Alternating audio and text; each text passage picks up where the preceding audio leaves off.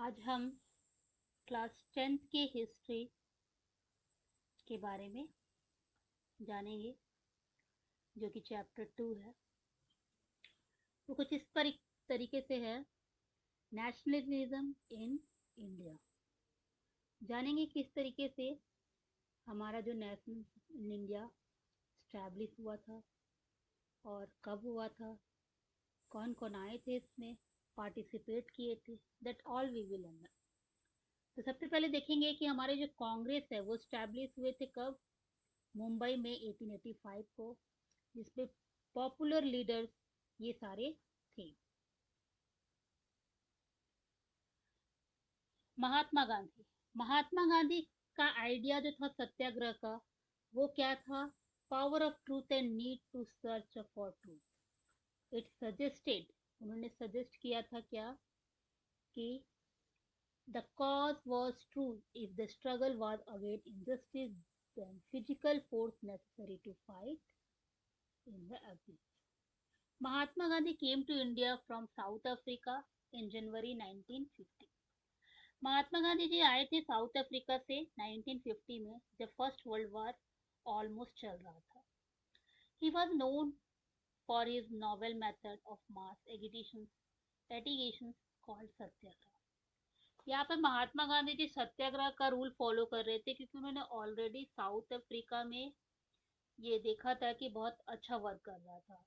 तो महात्मा गांधी जी ने क्या किया कि उन्होंने सत्याग्रह का रूल अपनाया जब वो इंडिया 1950 को आए। सत्याग्रह का मतलब ही होता है हमारा peaceful violence, not non violence. Mahatma Gandhi came to India from South Africa. वो साउथ अफ्रीका से इंडिया में आए। After coming back to India he organise many movement. बहुत सारी मूवमेंट उन्होंने ऑर्गेनाइज किया, जिसमें से एक था चंपारण, दूसरा था खेड़ा, तीसरा था अहमदाबाद। चंपारण जो था वो in year 1960 due to cruel plantation of system, मतलब इंडिगो की जो प्लांटेशन हो रही थी अननेसेसरी, जिसके कारण फर्टिलिटी खत्म होती जा रही थी, किसकी? लैंड की। उसके लिए 1960 में चंपारण, जो कि बिहार में है, महात्मा गांधी जी ने उसके अगेंस्ट वो सत्याग्रह किया। Kheda in year 1970 because farmer were unable to pay revenue। Farmer से जो था वो अनलिमिटेड रिवेन्यू लिया जा रहा था, जिसके कारण महात्मा गांधी जी ने खेड़ा, जो कि गुजरात में है, वहां पे सत्याग्रह आंदोलन किया।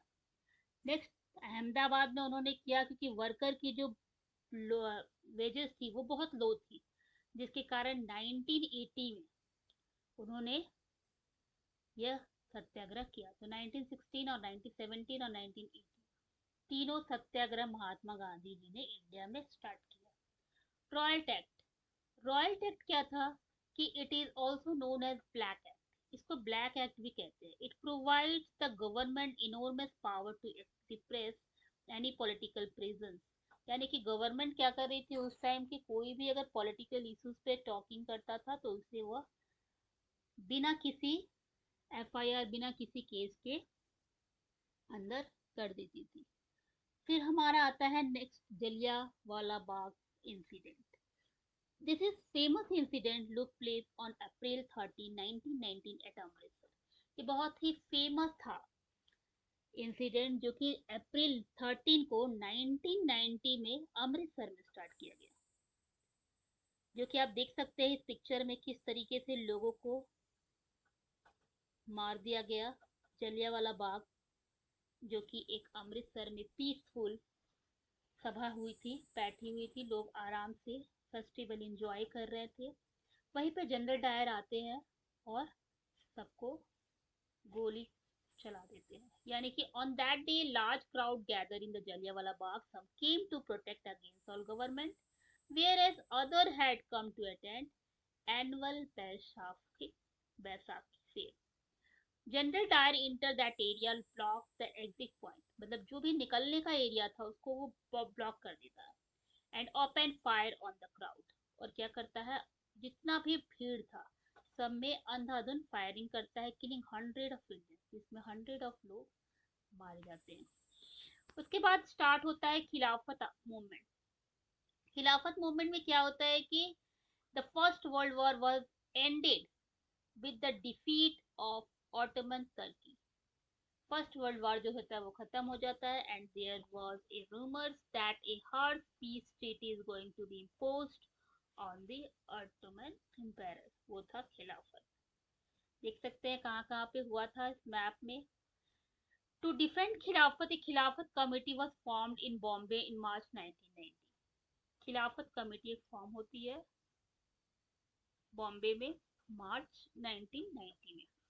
The First World War was ended with the defeat of Ottoman Turkey, and there was a rumor that a harsh peace treaty is going to be imposed on the Ottoman Emperor Khilafat. Next हम आता है होता है none cooperation movement, जो कि बहुत ही important movement था उस टाइम का, जो महात्मा गांधी जी ने स्टार्ट किया था। Gandhi ji saw that this offer of Ali brothers, Muhammad Ali and Shaukat Ali, as an opportunity to bring Muslim Hindu under one umbrella। Mahatma ji का मानना था कि अगर हमें सत्याग्रह आंदोलन को आगे बढ़ाना है, खिलाफत मूवमेंट यानी को आगे बढ़ाना है, नॉन कॉपरेशन मूवमेंट को बढ़ाना है, तो इसके लिए हिंदू और मुस्लिम को एक साथ आना बहुत इम्पोर्टेंट है। In Mahatma Gandhi's famous book Hind Swaraj, he declared that British rule had established in India only due to cooperation of Indians, and if Indians will refuse to cooperate, British rule will decline within 1 year। Mahatma Gandhi ji का मानना था, उन्होंने अपने book Hind Swaraj में लिखा था कि अगर ब्रिटिश इतनी आगे बढ़ी है तो वो सिर्फ इंडियन की कॉपरेशन के कारण, और अगर हम उन्हें इंडियन कॉपरेट करना छोड़ दे तो ब्रिटिश रूल जो है वो डिक्लाइन हो जाएगी 1 ईयर के अंदर में। At the Calcutta session of the Congress in September 1920, Gandhiji convinced other leaders of the need to start the non-cooperation movement in support of Khilafat as well as for Swaraj. Ultimately, at the Congress session at Nagpur in December 1920, a compromise was worked out and non-cooperation Khilafat movement started in January 1921. There were four main features of this movement, that was boycott, Swaraj, Swadeshi, and national education. The main strategy of this movement was not to cooperate with the British। Mahatma Gandhi ji का कहना था ये कि nobody will cooperate to the British in any this four field। The boycott of foreign clothes, July 1922, foreign clothes was seen as the symbol of Western economic and cultural dominance। But on February 5, 1922, at Chauri Chaura, a violent clash between local police and police chowki was set on fire by a mob, result in the death of 22 police applicants।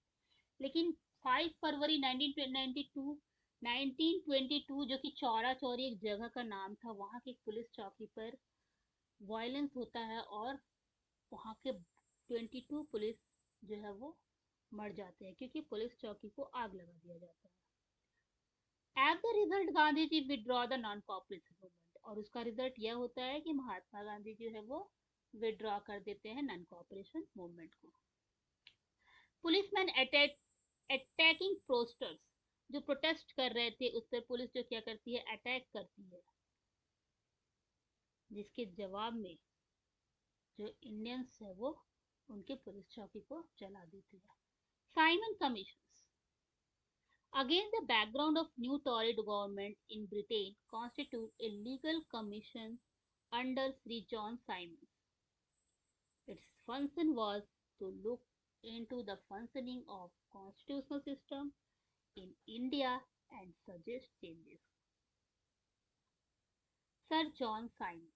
The problem was that it had not even single Indian member। That is why when it came to India in 1928, it was created the slogan "Go Back Simon"। The Viceroy Lord Irwin announced in October 1929 a vast offer of dominance